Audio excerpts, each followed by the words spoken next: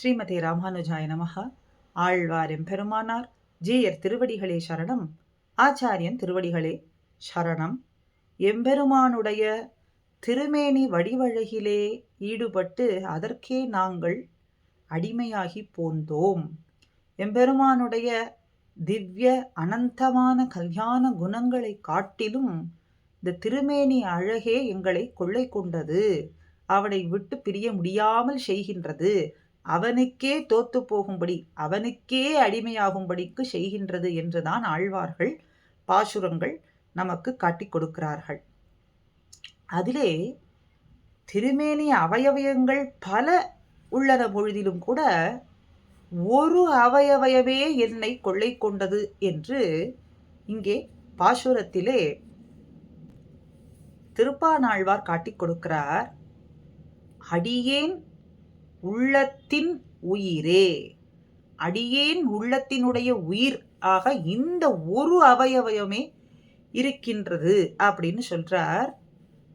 பெரிய பெருமாளினுடைய திருமேனி அழகானது எப்படி இருக்குன்னு கேட்டா பெரிய நதி போல இருக்காம்.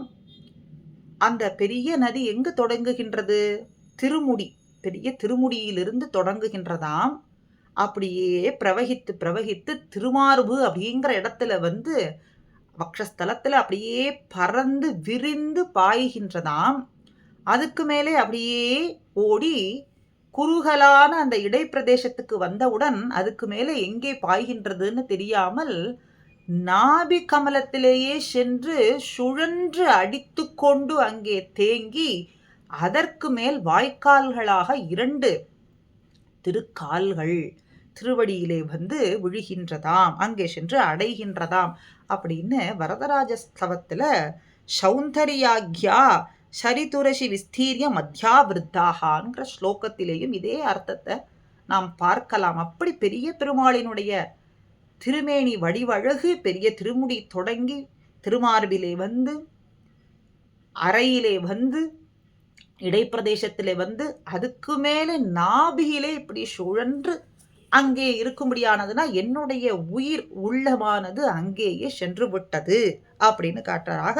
சிற்றிடையாகிற அதுல தடைப்பட்டு அந்த உந்தியாக சுழித்து கொண்டது, என்னுடைய உள்ளமும் அதிலே சென்று விட்டது அப்படிங்கிறார். ஆக அடியேன் உள்ளத்தின் உயிரை, அடியேன் இதன் நாள் வரைக்கும் அடியேன்கிறத பேச்சுவாக்கிலே சொல்லிக் கொண்டிருந்தேன். அதனுடைய பொருள் இன்னதுங்கிறத அறியாமலும் அதற்குரிய பேரு என்ன என்பதையும் எதிர்பாராமலேயும் சொல்லிக் கொண்டிருந்தேன். இன்று அடியேன் என்பதை உன்னுடைய கைங்கரியத்திற்காக, உன்னுடைய உகப்பிற்காக, பிராட்டியும் நீயும் சேர்ந்திருக்கும்படியான அந்த சேர்த்தியிலே செய்யப்பட வேண்டிய அடிமை காரியங்கள் என்பதை நன்னாக புரிந்து கொண்ட பின்பு அடியேனான நான் அப்படின்னு சொல்றார். அப்படி அடியேனுடைய உள்ளத்தின் உயிரே, அடிமைப்பட்ட என்னுடைய உடலிலே இருக்கக்கூடிய ஹிருதயமானது புத்தி மேலதென்றோ. அடியேன் இப்போ நன்னா ஸ்வரூப ஞானம் பிறந்தாகிவிட்டது. பதிம் விஸ்வசிய ஆத்மேஸ்வரம்னு என்ன அறிவு வந்தது?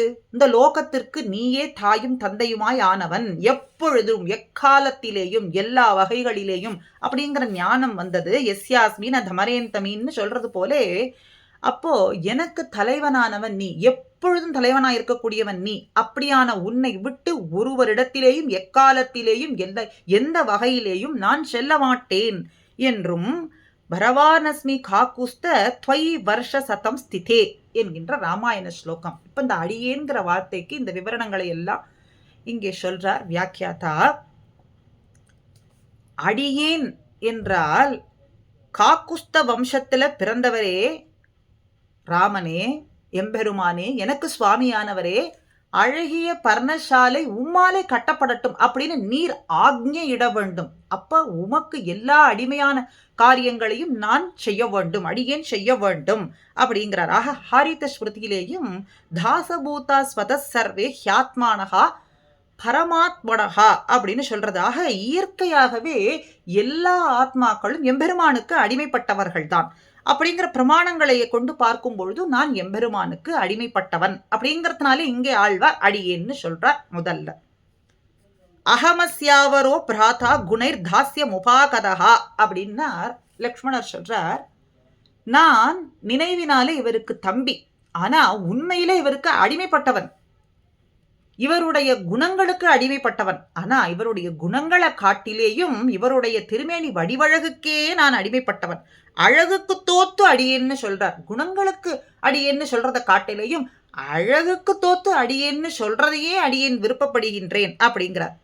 அப்போ திருமேனுடைய முழு அழகை பார்த்து இப்படி சொல்ற வார்த்தையும் கூட கிடையாதாம். சரி, திருமேனி அழகுக்கு தோத்து போய் அடியேன்னு சொல்றீர், மொத்த அவயவங்களையும் பார்த்து இப்படி சொல்றீரானா? மொத்த திருமேனி அழகை கூட பார்த்து சொல்லலையா, ஒரு அவயவத்தினுடைய அழகை பார்த்து சொல்றாராம். ஊனில் வாழ் உயிர்னு நம்மாழ்வார் சொல்றது போல, நம்மாழ்வார் மனசு கொண்டாடியதே அதுபோல இங்கே உந்தியினுடைய வடிவழகு தன்னை கொண்டது. அப்படி தமக்கு சுவையை அளித்தது, இன்பச் சுவையை அளித்தது, போக்கியத்தை அளித்தது எது? அந்த உந்தி ஒன்றே அளித்தது.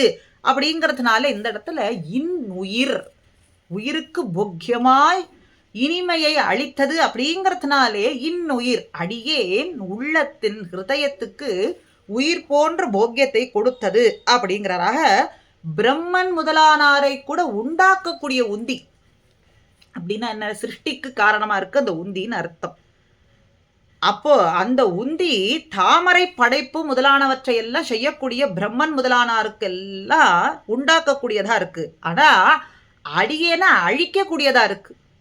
பிரம்மன் முதலானவர்களை உண்டாக்கக்கூடிய உந்தியா இருக்கு, அடியேன் போன்றவர்களை எல்லாம் அழிக்கக்கூடிய உந்தியா இருக்கு. எப்படின்னு சொன்னா, எண்ணும் அடியேன் என்று எண்ணும் எங்களை போன்றவர்களை எல்லாம் ஈடுபடுத்தியே அழித்து விடுகின்றதாம். அப்படி ஆக அடியேன் உள்ளத்தின் உயிர் அப்படிங்கிறதுக்கு பெரிய பெருமாளினுடைய எம்பெருமானுடைய திருமேனி வடிவழகு அவயவங்கள் அத்தனையிலேயும் அனுபவித்து நாம் மீளுவது அப்படிங்கிறது சாத்தியம் அன்னு.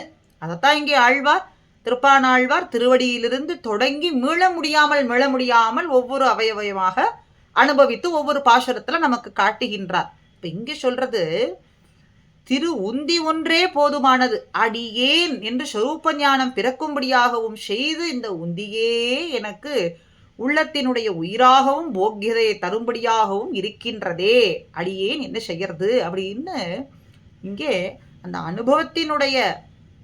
அனுபவத்தினுடைய நிலையை தாங்க மாட்டாமல் அப்படி ஒரு அதிசயத்துல இங்கே சொல்றார் அப்படின்னு. ஆக ராமாயணமோ இதிகாச புராணங்களோ ஆச்சாரியர்களினுடைய ஸ்தோத்திரங்களோ ஆழ்வார்களுடைய பாசுரங்களோ மறுபடியும் நாம் அர்த்தத்தை எடுத்து கோர்த்து ஒரு கோர்வையாக சேர்த்து பார்த்தோம்னு சொன்னாலும் கூட எம்பெருமானுடைய திருமேனி வடிவழகுக்கே தோத்து போனார்கள். அதுக்கே எம்மை கொள்ளை கொண்டான், அடிமை என்று அவனே எழுதி கொண்டான் என்னதான் மறுபடியும் காட்டுகின்றார்கள். அப்படி நாம் நன்னாக பொழுதுபோக்கு அப்படிங்கிறது ஆழ்வார்கள் பாசுரங்களும் ஆச்சாரியர்களுடைய வாக்குகளும் அப்படின்னு மாமுனிகள் நமக்கு காட்டுறார்.